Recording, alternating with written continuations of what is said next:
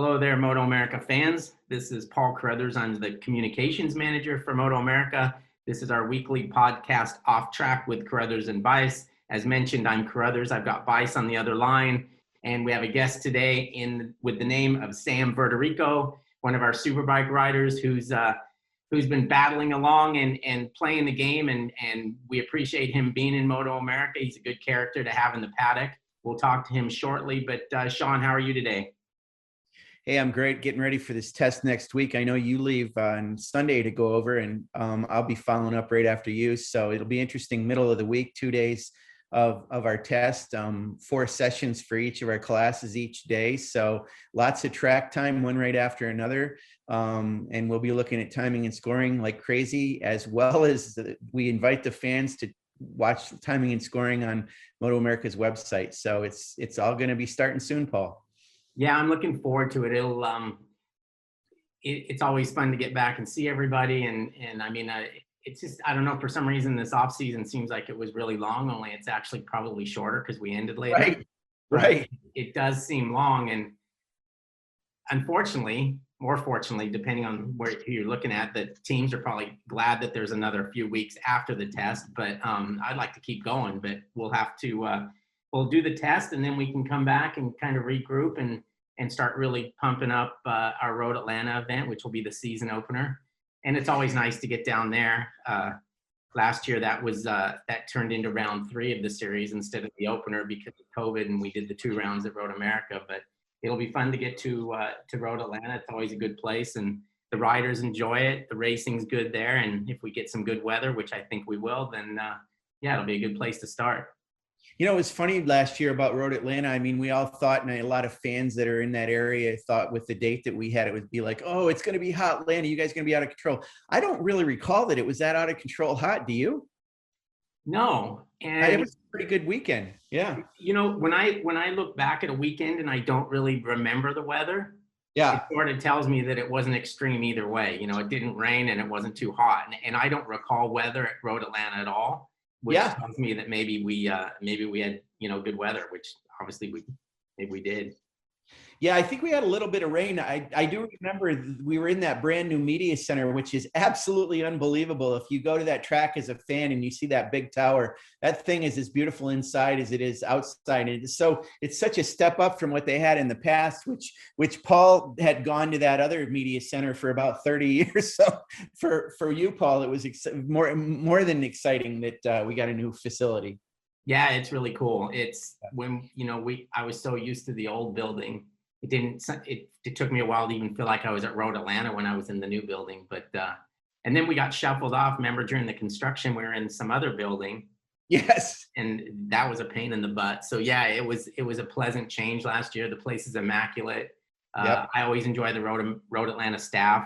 We get along well, and they're friendly and helpful. So yeah, it's a good one. Good. But so why don't we bring in our guest, Sam Verderico? As I mentioned before, Sam races in the Superbike class with us.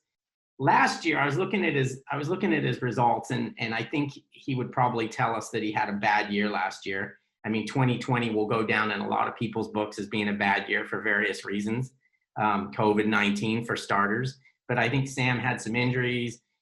Looked like he had some DNFs, and it was actually, from what I can tell, the worst year he's had in MotoAmerica, finishing 26th in the championship, whereas the year before he was 13th. So it was a struggle for him. But let's talk to Sam and get his let's see where he's up to and what's going on with you today, Sam. How's things up there in Washington State? Correct?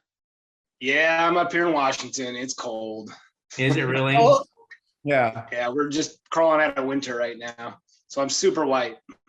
Super white. So that means you haven't been out on the boat getting sun. Nothing. If I went out on the boat, I'd be dead. I'd be freezing. Yeah, we always we see your social media and we get a little boat envy when we see you out there floating around with your significant other. And yeah, it looks like you have a lot of fun. I know Washington is beautiful for, you know, that 1 month that it's beautiful. It's good for about 6 months, but yeah, I love boating. I got some power boats and absolute fiend for it. I just love speed. Yeah, I mean, Sam, with the speed that you can do on that boat, it probably has to be ambient temperature a little warmer, because you probably get frostbite in about probably 50-degree weather if with it faster going. Oh yeah, on the water in 50-degree weather, that's about 30 degrees. Right. And I'm skinny. I can't take that. So was I accurate in my assessment that your year wasn't very good last year? Oh, it was atrocious. Well, there you said it, not me. Yeah, it was. I was fighting a shoulder injury and a hand injury that I got the year previous, and I just couldn't get it to heal. Couldn't get any strength into my steering, or I just pretty much gritted my teeth and fought it out all year. And I switched over to Motec on my R1, and I just couldn't quite get that working. I had to have the help of Ben Fox. You know, he came in and got that team tuning in for me. So towards the end of the year, I got the bike going, but I just couldn't get going. Yeah, you know, Sam, I knew you had electronic problems, but, you know, regarding your fitness and your injuries, you know, that was the result of that unfortunate over the handlebars that you had in New Jersey, right? Yes. Yep. Just shattered my shoulder and broke my hands, and just having a hard time healing from those. It's so weird because when it happened, of course, everybody's like, what the heck happened? And then we see you and it seemed like you were semi-okay. And then we see you in the hospital and we're like, oh my God, he got really hurt a lot worse than it seemed to be. And you seem to be able, you must have a high threshold of pain because you kind of shook it off until you went to the hospital. I can thank my mom and dad for the DNA. I am really tough. I've raced mountain bikes and pretty much everything. And I've been injured pretty bad, but never really broke anything. It's the first time in my life I ever broke something. Wow. Yeah. Just shattered my shoulder and shattered my hands, and I didn't really know it at the time. I was kind of walking around trying to shake it off, and somebody told me, wow, you are really messed up. I thought, uh-oh. Wow. So, you know, let's go back to that for a minute, and only because, you know, it's made some highlight reels, and, you know, thank you for your calm demeanor and letting us do that. I mean, I think, you know, it's a pretty spectacular crash. Oh, that's awesome. Yeah. But can you tell us, like, what happened? I mean, did you grab too much brake? Was it something mechanical that happened? I mean, tell us exactly what happened. It's been a couple of years, so maybe you're okay to reveal that. We still don't know. The data didn't really show that I pulled too hard. It just seemed like, to me, it seemed like I pulled too hard. Okay. My crew chief thinks my clip-on snapped and my hand went into my fairing. Oh, but it's speculative. I don't know. I really didn't do anything different that year. I was just coming into the corner, not really pushing. Just for some reason, I hit the brakes where I hit them and flipped. Wow. Yeah, it was crazy. We both did. Wow. Yeah, it was bad. But 2 years on, we look at it and go, "Wow, that's still a gnarly crash." So, Sam, yeah, I felt like I got hit by a semi. That's what it felt like. Yeah, I bet. From behind. Let's talk a little bit about how you got involved in motorcycling, because it's a little bit different than what your average guy in the superbike class does. I mean, it doesn't sound as though you were raised on a motorcycle. It didn't sound like you did dirt track or motocross or what have you. I don't know exactly, but I just know that you got a late start. Why don't you tell us a little bit how you came about, how you got involved in all of this? Well, my dad always loved it. So we watched the AMAs on TV, you know, Miguel Duhamel, Chandler, all those guys, Carl Fogarty. We just watched TV. We were extremely poor, sometimes homeless, but really poor. So I never got to ride motorcycles, never got to do any sort of motorsports at all. Just kind of in survival mode. Then as I grew up, I had to drop out of high school early to work. I started working my butt off with just one goal, to get a motorcycle and try to race. That's what I did year after year, just saved up my money and finally got a bike, went to my local club and signed up, and absolutely the worst racer you'll ever see, because I had zero skill. I didn't even know how to ride a bike. I went straight to a racetrack. So I made a lot of enemies quick, but I just never gave up year after year. You know, I sucked for about 9 years until I finally got it. And I started winning races in 2007 at club racing and kind of took it from there. And I always had my goal in the AMA Nationals, you know, hitting MotoAmerica and just being fast enough to get on the grid was my starting point. And finally, I achieved the speed and I got onto the grid with you guys and I started qualifying. I want to better my performance now. I need to get up there. What kind of perseverance does it take to do that? I mean, it's like you didn't really have any success early, and you stuck with it. Is it just that much fun for you? It is. It really is. I absolutely love gridding up and racing. I live for it. I spend all my money doing it. You know, when I race the nationals, I'm funding it all myself. I pretty much no sponsors.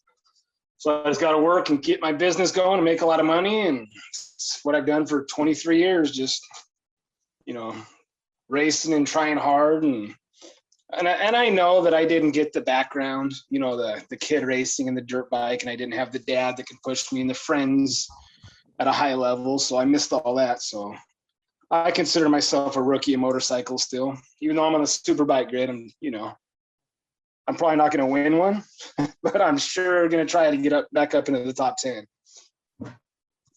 You know, it's funny, Sam, I got to tell a story that relates to this a little bit, and I want to follow it up by asking you about this. So when I was a kid growing up in Northern New York, you know, the winters were really long. We did a lot of snowmobiling, but we also skated and played hockey a lot, but it was on frozen farm ponds. And, you know, we would sometimes make a sheet of ice, but, you know, some of the guys didn't even have skates. Some of our guys would play hockey with boots on, and our goals would be boots set up. And, you know, I didn't have any equipment except skates and a stick. And I used to skate all the time. And I got to the point where I thought I was a pretty good skater and thought I was sort of good, but we didn't have hockey at our high school. And I never played any club hockey. It was, you know, just the equipment was too expensive, the whole bit. So I went to college. I went to a State University of New York school, and we had a pretty good Division III hockey team, but we also had an intramural team that guys played from all over. And most of the people that went to my school were from Long Island, where they do a lot of roller hockey and whatever. So I thought, you know what, I'm gonna go do this intramural thing. Well, the first day I went out on the ice, and it was like readily apparent that I not only sucked, but I could not do anything. I mean, it was like, and I'm over exaggerating. I mean, in the grand scheme of things, I was terrible, but I thought I was sort of okay. You are a club racer who actually is pretty accomplished in the area you grew up in. And I know that you are fast at Ridge and raced a lot there. What is it like when you kind of feel like, and do you feel this way, like, you know, I'm pretty fast, but then you realize once you get on the national level, it's like, oh my God, it's like a whole other thing. You're nothing. Yeah. When you race those guys, the first time I raced them, Josh Hayes and all those guys, it was just a shock. So, you know, I just won the championship up in Washington State. I was the fastest rider up there, #1 plate holder. Yeah. I came to MotoAmerica with some steam and went to that tire test in Texas and just thought, oh my God, I'm not even close. Those guys are amazing. Yeah, it's a humbling experience, but, you know, I mean, Paul knows this as well as anybody. It's only, I don't know, it's a couple seconds or whatever. I mean, yeah, exactly. Amazing, that last little bit, right? I mean, it's incredible. You know, yeah, when I'm on track with those guys, they're not that much faster. Some of the corners I could hold them, 3 or 4 corners, I could be right behind them, but then they just faster corners. They're just better riders. They know how to get in and get out, get on the pipe quicker. You know, they're just better all around, and they slowly do these quick little things all around the track that adds up to 3 or 4 seconds on me. Why did you pick Superbike? I mean, I think it's cool that you did. I feel like your answer may be, hey, if I was going to do it, I was going to do it at the top level. Is that sort of the case why you didn't, you know, select another class that you could probably be more successful in? No, I actually started in Stock 1000 for a year. And it was when MotoAmerica was doing their transition and the Superbike class wasn't that big. And MotoAmerica actually asked me the next year as I signed up for Stock 1000, so I was doing well. And they said, hey, how about your Superbike license? We'd like to get you on the grid. You know, you hit top 10 in Stock 1000 every time. I thought, oh, okay, why not? And I went into Superbike and just gets my butt kicked now. So, yeah, I could go into Stock 1000 or Super Stock and probably do a lot better and actually get results. But it's also really cool to line up with the best in the world. You know, and I'm getting later in my years, so might as well say I raced those boys. That's right. You know, let's talk about this year a little bit, Sam, because I occasionally have conversations with Lo Tao from Calshine Racing, and you can vouch for this as well as anybody. That guy is the most genuine, honest, loving, giving person I've ever met, really. Yeah. And he's so cool for the paddock. And I know he worked with you guys last year with Aussie Dave Racing when you were on that team. And this year, he's he's got one of Dave's trailers and trucks, and you're part of Calshine Racing this year. Can you tell us about Lowe and how that whole thing came to happen? He actually just called me and said, "Hey, you're a good superbike racer. We'd like one in our semi truck. Like you travel with us and race with us." And I just said, "All right," because it's part of Fly still, and that whole Fly thing is just a really fun environment to be around. It's really cool, and Aussie Dave's a really nice guy and puts on a really good show. He's kind of like me, funds his own self, and he's his own guy. So it's a really fun team to be part of. And Tao is just an awesome guy, and I thought, why not? Sounds like a good season.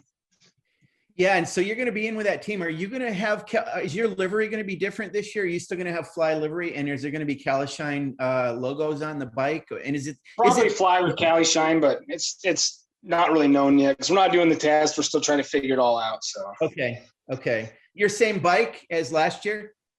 Yeah, I got a 2021 R1. I just put all my old stuff on it. So. Oh, cool. Now we've talked about this in the past. You used to always, would say R1M on the bike. And I know a lot of times when you turn an R1 into a super bike, you don't really need an M. This 2021, did you get an R1 or an R1M to use?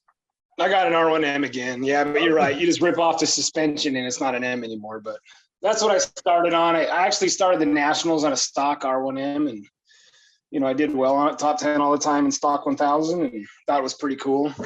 I didn't get any recognition for it, so I just we need to make that distinction, Sam. And I'm glad we're talking about this because I will make sure that we get R1M on there for that bike, because it's the same way Corey Alexander is racing a ZX10RR this year. Obviously it's a distinction. So we want to make that distinction. And your bike starts out a higher spec than the bikes that Josh Herron, Jake Gagne, and Matthew Skoltz are aboard. Yes. So yeah. But when it's all done, like you said, the bikes, they're barely even a Yamaha. It's just a frame and a motor. The rest of it's all custom parts and extremely expensive. That's why I'm kind of hesitant when I race. I don't want to crash those bikes. If I crash them, holy cow, that comes out of my pocket. You leave the stock tank on the bike? No, I had a modify. I didn't need it last year, but I had a modified one, so I just kept my Superbike tank on there for 2020. Oh yeah, no, this is a good question. Technically, we've covered this before, but you're right, Sam. I forgot about the fact that the fuel capacity on a stock R1 won't go full distance for most of our races. Is that correct? No, it did last year because they cut down the laps.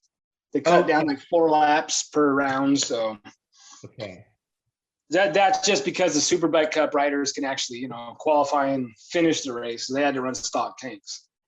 Oh, I see. Okay, for last year, yeah. And I know it's been a couple of years since I remember. Heck, you had Kyle Wyman trying to figure out how to add stuff. I mean, some of the teams that the tank is running under the seat unit and all kinds of stuff. So yeah, it's insane. I mean, it affects the top team's horsepower too. If they're running stock tanks, they can't fuel as much, therefore they can't go as fast. So I'm pretty sure the Yamaha and all those boys are still running oversized tanks like me.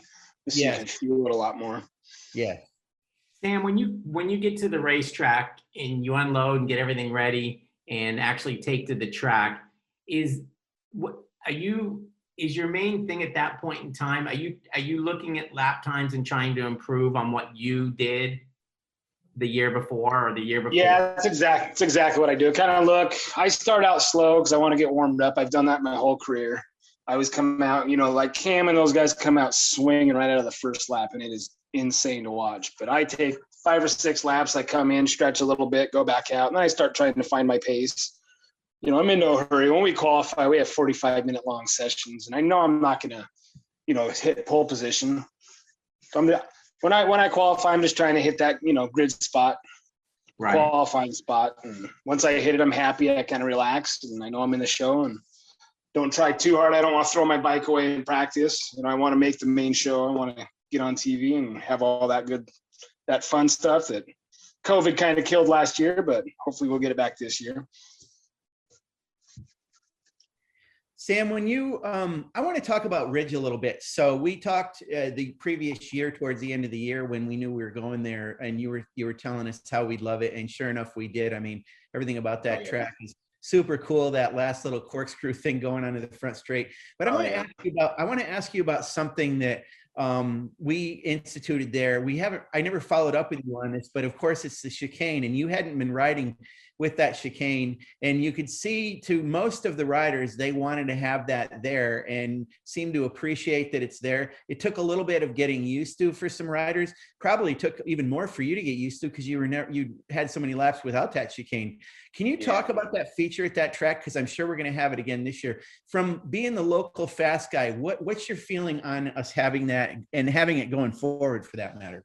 I like the chicane. I like the straightaway more because it's so damn fast and exciting, and turn one is just absolutely blitzkrieg fast, but it is dangerous, and I do see a lot of people injured there.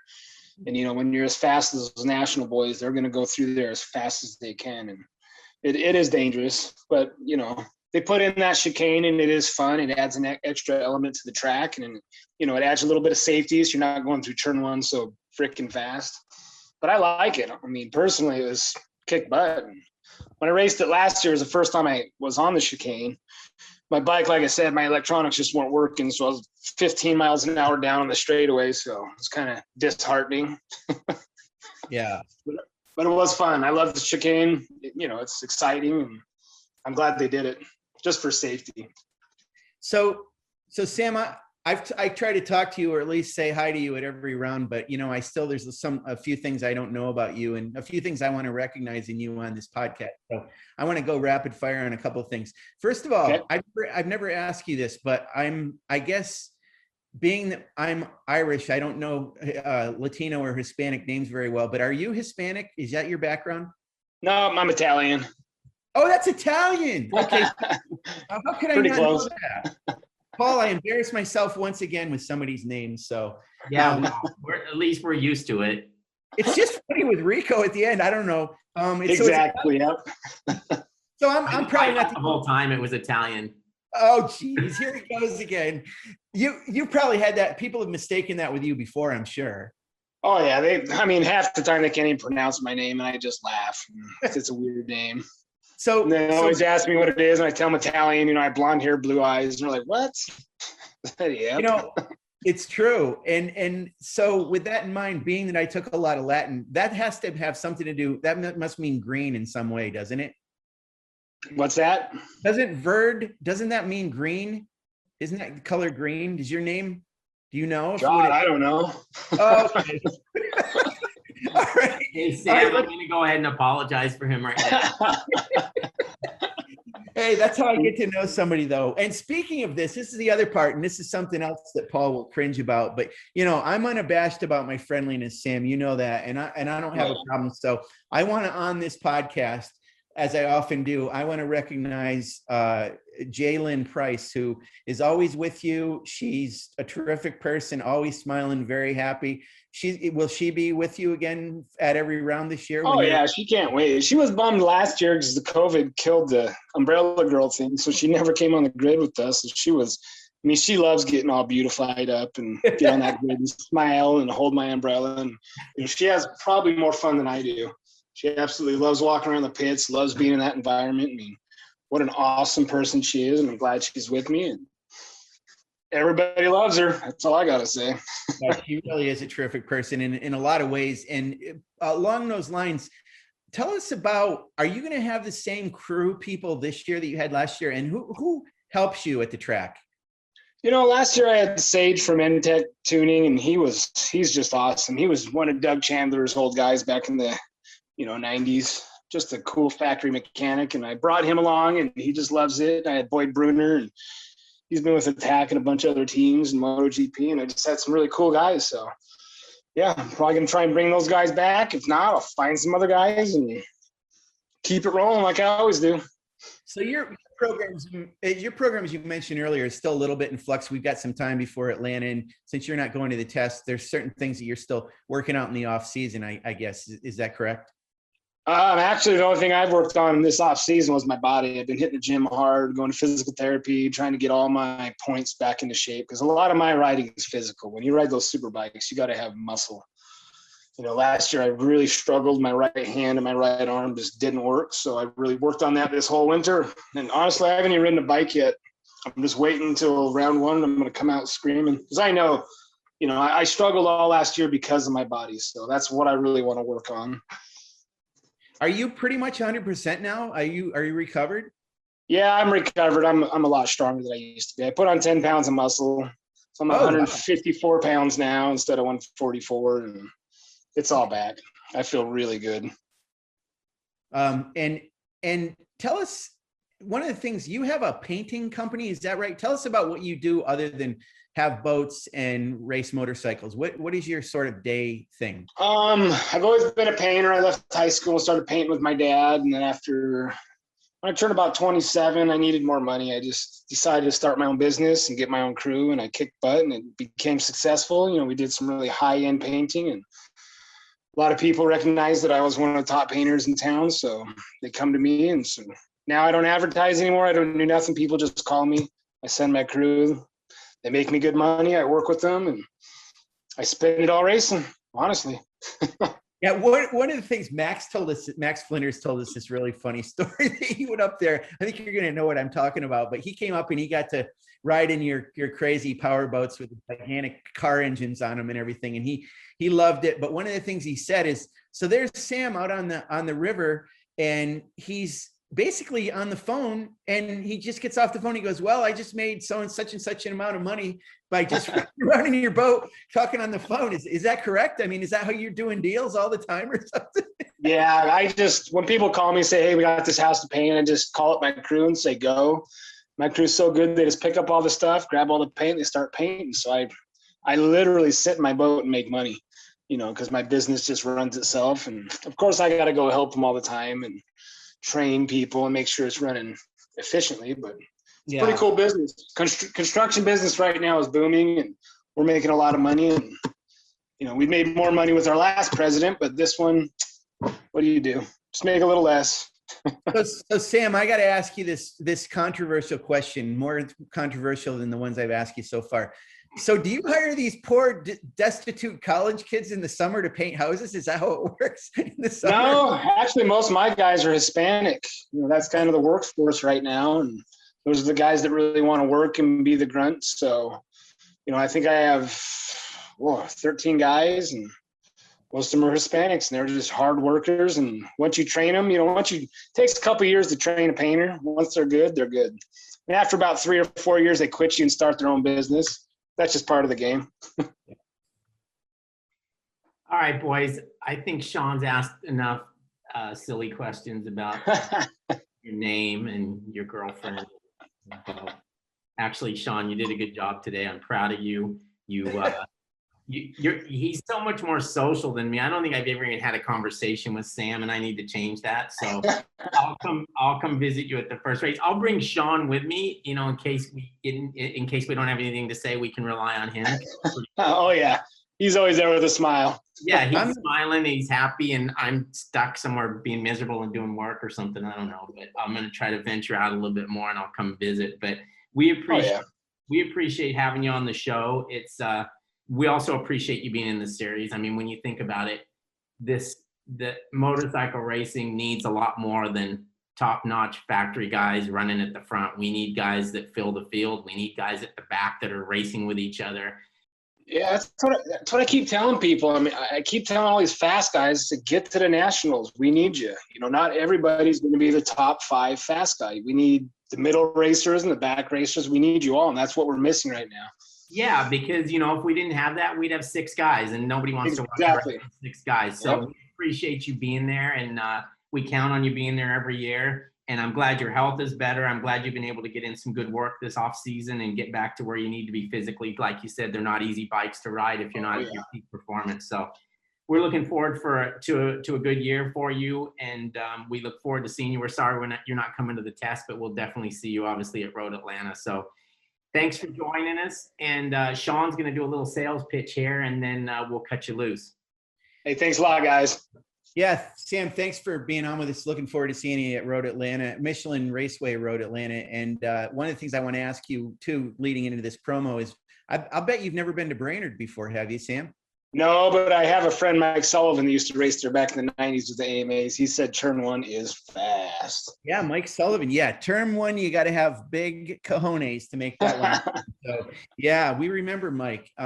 Well, I'm bringing that up because the tickets for Brainerd International Raceway just went on sale. So you can go on to our website at MotoAmerica.com and click on tickets, and there's a link there to get tickets now. So they're part of our 9-round season this year, and they were one of the ones that hadn't had ticket sales ready yet, but it's good to go now. And that's a track that with a lot of historic significance. There was a World Superbike around there years ago. A couple of them, wasn't there, Paul? Weren't there two? Yeah, there was a couple.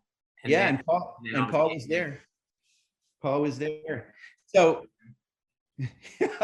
so we want to make sure we get lots of fans up there and touch that part of that upper Midwest part of the country where there are a lot of rabid motorcycle fans, and come and see Sam race there for the first time, and a lot of our riders are going to be there for the first time, but we're looking forward to it.